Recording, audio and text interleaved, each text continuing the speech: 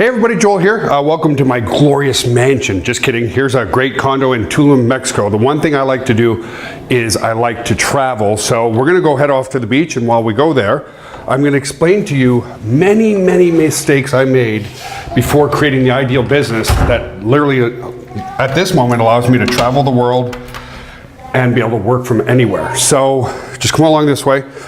Where do we start? So title of this YouTube video, title of this video is make sure your business is not a job, right? So what do I mean by that? Well, if you don't have leverage, you don't have a business. So my very first business was centered around my biggest passion. Now, it's true that your business should be centered around passion because it's a lot of work, especially when you're first getting started. It's a ton of work. It's true that you're going to be putting in a lot of hours at the beginning. So here's my first business. My first business was a personal training business. And I thought, wow, you know, once I get going and stuff like that and whatever, which way was the car again? Over here? No. Oh, this way. See? You don't have to be really smart to run a business. So anyway, let me get back to my point here. So car's over here. A beautiful Ferrari. It's a rented car. Again, I like to travel. I'm actually from Ottawa, Canada.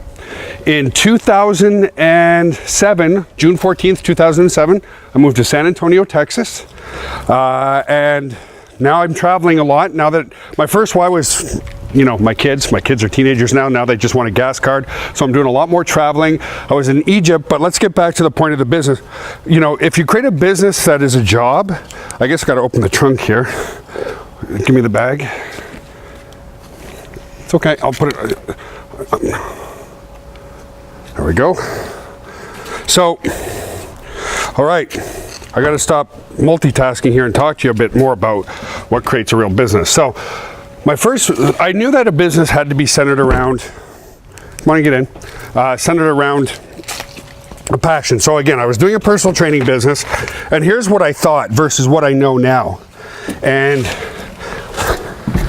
you know, if I can help anybody, any new entrepreneur from a few mistakes, it's gonna infinitely speed up your results and change your results. So coming back to my personal training business, what I thought was with the leverage that I had, I could have a lot of people work for me, other personal trainers, and build a massive personal training business, okay? Now, it's not very, if you've got certification, if you're in the health industry, or if you've got some knowledge there, the reality is it's really not very hard to become your own personal trainer.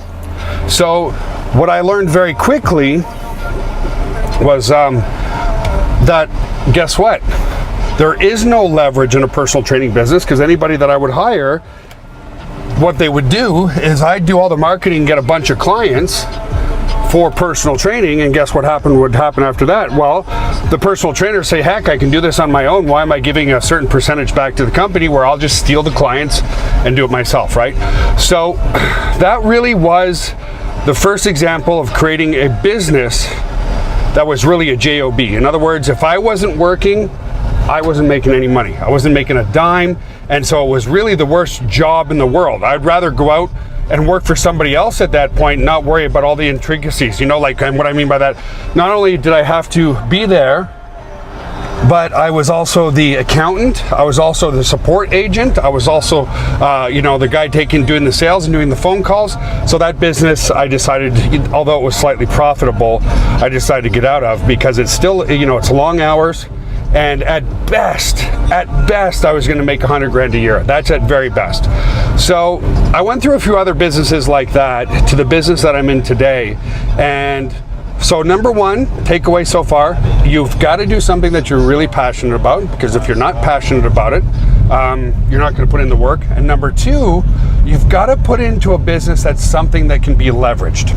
Okay, let's look at a couple examples of some really strong leverage businesses. Well, if you're selling a physical product, okay, let's look at Apple, or let's look at Amazon, you know, that's leverage. You're selling a product, and or it could be a software service. I'm more in the service industry, but it could be a product or service that you're leveraging that product or service. Now,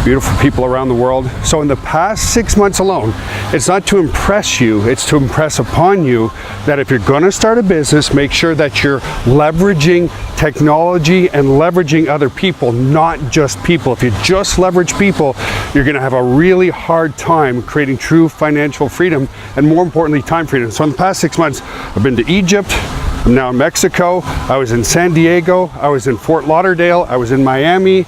I've been all over the place, and it's just been great. But again, you know, I don't want to make this about, oh, it's so easy and so much fun and you never have to work. No, the point being is by leveraging, I can work from anywhere, and that gives us the best freedom in the world. So have an awesome day, and I'll see you again soon.